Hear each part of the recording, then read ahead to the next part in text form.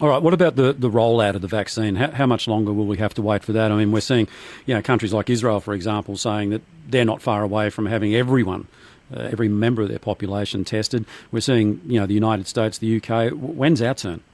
Well, there are 58,000 cases of COVID in the UK just yesterday. And Israel has gone through another emergency situation.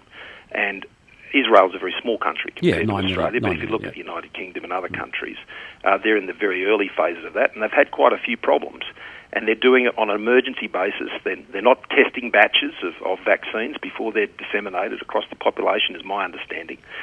They're the processes that we follow here in Australia. Now, we have our scheduled timetable, and that's why all our health officials are here in Canberra, where I am, the health minister, working from Melbourne, to ensure that we are moving this as swiftly as it safely can be done. But Australia is not in an emergency situation like the United Kingdom, so we don't have to cut corners. We don't have to take unnecessary risks.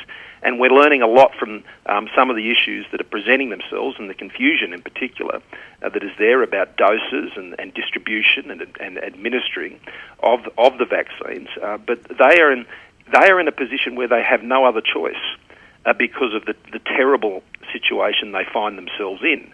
Now, in Australia, we're not in that situation, and so it's important that Australians have total confidence in this vaccine. And that requires all the proper processes to be followed. And those processes don't just end when the Therapeutic Goods Administration approves of the vaccine. You then need to go and test the batches that are coming in that will be administered across the country. And so these suggestions that I've heard about trying to rush this process, I think can be very dangerous. We should let the health officials do their jobs here and do it as swiftly as I know they are doing, and as safely as Australians would expect. I mean, I don't think Australians would want us just willy-nilly sending out vials of vaccine that haven't had their batches tested, which is the normal process that occurs with any TGA-approved vaccine.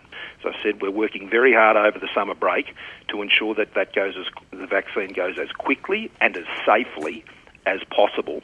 And that will include, of course, making sure that Australians are well informed about the vaccine and how to access it, and have good information so people can make their own decisions about their own healthcare.